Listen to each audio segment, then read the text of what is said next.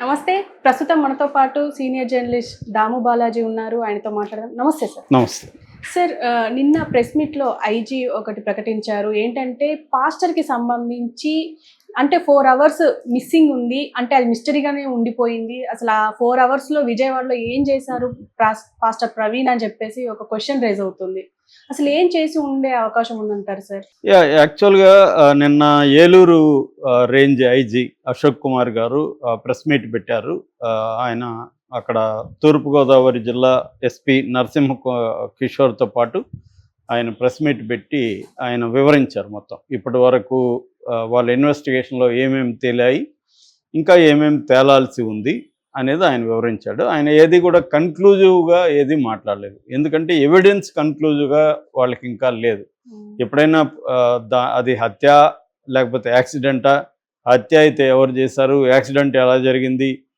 ఇవన్నీ చెప్పాలంటే conclusive evidence కావాలి. అందుకని ఆయన ఏం చెప్పాడంటే ఇప్పటి వరకు ఉన్న పోస్ట్ మార్టం రిపోర్టు వాళ్ళకి ఇంకా టాక్సికాలజీ, ప్యాథాలజీ రిపోర్ట్స్ రావాలి. FSL forensic science lab Vijayawada నుంచి రిపోర్ట్ రావాలి.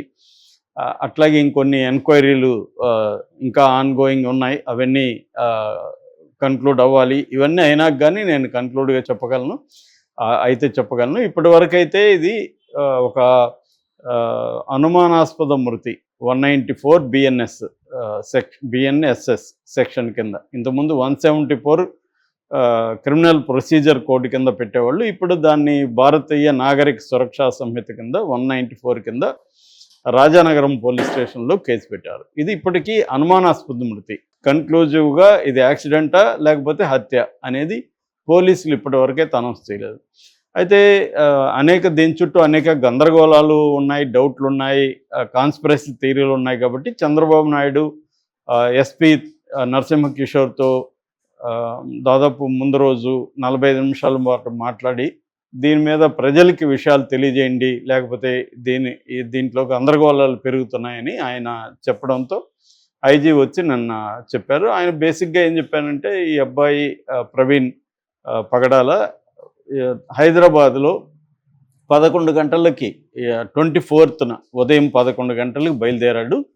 అక్కడి నుంచి వాళ్ళ ఇంట్లో వాళ్ళతో మాట్లాడారు. ఎందుకు బయలుదేరాడు, ఎక్కడికి బయలుదేరాడు అంటే రాజమండ్రికి బయలుదేరాడు. రాజమండ్రిలో ఆయన చర్చి లాంటిది కట్టిస్తున్నాడు, సొంత జాగా కొన్నాడు అక్కడ నామవరంలో కుమార్తె పేరుతో. సో దాన్ని అక్కడ ఆకాష్ అండ్ జాన్ అనే 2 వ్యక్తుల ద్వారా అక్కడ కన్స్ట్రక్షన్ స్టార్ట్ చేయాలని ప్లాన్ ఉంది. అక్కడ హౌసింగ్ బోర్డులో అద్దె ఇల్లు కూడా తీసుకున్నారు ఉండడానికి వెళ్ళినప్పుడు. ఆ పని కోసం ఆయన వెళ్తున్నారు. ఇది ఆకాష్, జాన్ అండ్ వాళ్ళ భార్య ముగ్గురికి తప్ప ఎవరికి కూడా ఆయన రాజమండ్రి వస్తున్నట్టు రాజమండ్రిలో కూడా ఎవరికి తెలియదు. సో ఈ క్రమంలో ఆయన 11కి తన రాయల్ ఎన్ఫీల్డ్ మీద బయలుదేరాడు మార్నింగ్ 11కి. ఆ తర్వాత చౌటుప్పల్కి 1:29 చౌటుప్పల్ దగ్గర విజువల్ దొరికింది. ఆ తర్వాత విజయవాడలో విజువల్ దొరికింది. విజయవాడ తర్వాత వాళ్ళకి విజువల్ అంటే విజయవాడ నుంచి మళ్ళీ బయటకు వచ్చి వేరే దీని దగ్గర గొట్టిపాడు వరకు వాళ్ళకి విజువల్స్ దొరకలేదు.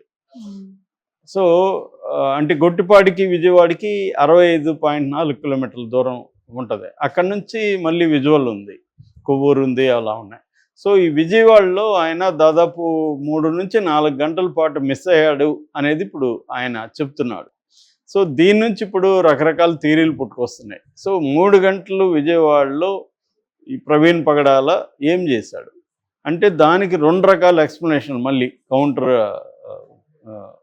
అంటే ప్రో అండ్ కాన్ అంటాం కదా. ఒక పోలీసులు అయితే మేమైతే ఏం చెప్పలేము, మేము ఇంకా ప్రైవేట్ సీసీటీవీలను కూడా పరిశీలిస్తున్నాం అక్కడ ఆ రూట్లో. అంటే ఇతను ఎక్కడికి పోయాడు ఏంటనేది మాకైతే ఇప్పటివరకు ఏం తెలియదు. ఎవరైనా తెలుసుంటే అంటే విజయవాడలో ఈయన ఎవరినో కలిసి ఉండాలి కదా, మామూలుగా అయితే కలిసి ఉంటే వాళ్ళు మాకు ఫోన్లు చేసి చెప్పండి అని ఫోన్ నెంబర్ కూడా ఇచ్చారు.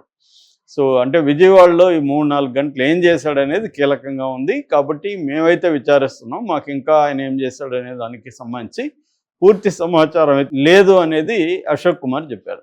అయితే ఇప్పుడు దీని నుంచి రకరకాల థియరీలు వస్తున్నాయి. ఒకటి ఏంటంటే అంటే బీజేపీ బ్యాచ్ కావచ్చు, హిందుత్వ శక్తులు ఏంటంటే ముందు నుంచి చెప్తున్నది తను తాగి డ్రైవ్ చేశాడు, యాక్సిడెంట్ చేశాడు అనేది ఒక సింప్లిస్టిక్ కారణంతో వాళ్ళు చెప్పేస్తున్నారు. సో దానికి ఇప్పుడు ఇది ఉపయోగించుకుంటున్నారు. విజయవాడలో మనోడేం లేదు, వాళ్ళ ఫ్రెండ్స్తో కలిసి 3-4 గంటలు మంచిగా మజా చేశాడు, తాగాడు. అక్కడ నుంచి మళ్ళీ బయలుదేరాడు. మందు దీంట్లో ఉన్నాడు కాబట్టి అతను యాక్సిడెంట్ చేశాడు అనేది వీళ్ళ వెర్షన్. ఈ అసలు యాక్సిడెంటే కాదు, హత్య జరిగింది అని చెప్పే వాళ్ళకి కూడా ఇది ఉపయోగపడింది. అంటే ఇక్కడే విజయవాడలో చంపేశారు, విజయవాడలో చంపేసి ఈ బైక్ని అతని కాస్ట్యూము వేరే వాళ్ళకి వేసి, అతనిలాగా ఉన్న వాళ్ళకి బైక్ని అతని చేత నడిపించి అక్కడికి వేరే వెహికల్లో తీసుకెళ్ళి అక్కడ డెడ్ బాడీని వేసేసి యాక్సిడెంట్గా చేశారు. అక్కడ కెమెరాలు లేవు కాబట్టి ఆ ప్లేస్ని ఎంచుకొని అది చేశారు. అందుకని కొవ్వూరులో కూడా ఇతను బైక్ మీద వెళ్తున్న విజువల్స్ చూసినప్పుడు దీంట్లో సీసీటీవీలో అతను మా అన్నయ్య కాదన్న సొంత చెల్లెలు శ్రీదేవి అమ్మాయి పేరు, ఆమె చెప్తుంది. అట్లాగే చాలామంది ఆయనకి బాగా దగ్గర తెలిసిన వాళ్ళు కూడా అతని లాగా లేడు, అసలు బాడీ లాంగ్వేజ్ కానీ ఆ కాళ్ళ పొడవు కానీ అవన్నీ ఇతనిది కాదు అని ఇతను బైక్లో ఉన్న వేరే ఫోటోని పెట్టి కంపారేటివ్గా కూడా అనాలిసిస్ చేస్తున్నారు. అంటే క్లియర్గా ఇది హత్యే, అది కూడా అక్కడేదో వెహికల్ని వేరే కారు కొట్టో ఇంకోటో కొట్టే స్పాట్లో చేసిన హత్య కాదు, ముందే ప్రీ ప్లాన్డ్గా చేసిన హత్య అనేది ముందు నుంచి కూడా ఒక వెర్షన్ ఉంది. దానికి ఇప్పుడు ఈ 4 గంటల మిస్సింగ్ అనేది వాళ్ళకు ఉపయోగపడింది. సో అంటే ఇద్దరికి కన్వీనియంట్గా ఎవరి ఇప్పుడు మనం ఆబ్జెక్టివ్గా చూసినప్పుడు ఇద్దరిది కూడా పాసిబుల్లే కదా. అబ్బాయి అక్కడ తాగుండొచ్చు, మామూలుగా నేను కూడా లాంగ్ డ్రైవ్లు చేస్తుంటాను, మధ్యలో చాలామంది తాగుతూ వెళ్ళే వాళ్ళని కూడా నేను చూశాను. బీరు ఇట్లా తాగుతూ కూడా డ్రైవ్ చేసిన బ్యాచ్ ఉన్నారు కార్లో. వెహికల్ 2 వీలర్లో కూడా తాగి డ్రైవ్ చేసే బ్యాచ్లు కూడా బోల్డ్ మంది ఉన్నారు. సో అలాంటప్పుడు యాక్సిడెంట్లు జరిగే అవకాశం కూడా ఉంది. ఎందుకంటే మనకి యాక్సిడెంట్ కారణాలలో తాగుడు ఒకటి అనేది మేజర్ ఇదనమాట. ఎందుకంటే వాళ్ళకి ఆ మోటార్ స్కిల్స్ అంటారు, ఆ మోటార్ స్కిల్స్ కంప్లీట్గా యాక్టివ్గా ఉండవు. తాగడం వల్ల దాదాపు 40-50% మోటార్ స్కిల్స్ అనేవి నీ బ్రెయిన్ ఫంక్షనింగ్ అని ఇవన్నీ డల్ అయిపోతాయి. సో ఆ డల్ అయిపోయినప్పుడు స్కిడ్ అయ్యే అవకాశం ఉంది, పక్కకి దారి మళ్ళీ అవకాశం ఉంది, కొద్దిగా కళ్ళు మూసే నిద్ర కూడా వస్తుంది. కాబట్టి అలాగే నేను పర్సనల్గా కూడా నేను ఒకసారి నైట్ అంతా డ్రైవ్ చేసి అర్లీ మార్నింగ్ 4కి గుంతలోకి దింపేపోయిన కార్లో మా వైపు ఉండి అరిసింది కాబట్టి ఆగింది. అట్లాగే నేను వెనక్కి కూర్చొని వెళ్తుంటే మా ఫ్రెండ్ ముందు డ్రైవ్ చేస్తుంటే మంచిగా భోజనం చేసి మధ్యాహ్నం ఒక దగ్గర డాబా దగ్గర మంచిగా భోజనం చేసి అతను డ్రైవ్ చేస్తున్నాడు, నేను వెనక నిద్రపోతున్నా. అతని కారు అలాగే దింపిపోతే పక్కన కూర్చున్న అతను అరిచాడు. అరవకపోతే ఆ రోజు ఏమైందో తెలీదు. అలాగా చాలాసార్లు నిద్ర అనేది అంటే మనం అలసిపోవడం కావచ్చు, లేకపోతే మందు కొట్టడం వల్ల కావచ్చు, లేకపోతే ఎక్కువ తినేసి భుక్తాయాసం కావచ్చు.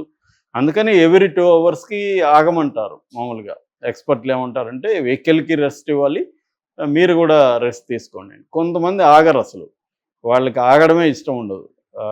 అది కూడా నేను చాలాసార్లు చూశాను. అది గొప్పగా కూడా చెప్తాను, ఎక్కడ ఆగలేదని, నువ్వు బాగానే వచ్చేసావే స్పీడ్గానే అని అప్రిషియేట్ చేయడం, ఇవన్నీ మన దీంట్లో ఉంటాయి. మనం కానీ బీబీసీ వాళ్ళు ఒక డాక్యుమెంటరీ కూడా దీని మీద తీశారు. ఇండియన్ హైవేస్లో మన వాళ్ళు ఇండియన్స్కి అసలు ట్రాఫిక్ సెన్సే లేదని వాళ్ళు ఒక డాక్యుమెంటరీ కూడా తీశారనమాట. అది కూడా ఏంది, క్వాడ్రిలేటరల్ నేషనల్ హైవే అంటారు, golden quadrilateral national highway route దాదాపు 6,000 కిలోమీటర్లు ఉంటుంది. 6,000 కిలోమీటర్లను కవర్ చేస్తూ 2 వెహికల్స్ ఢిల్లీలో బయలుదేరి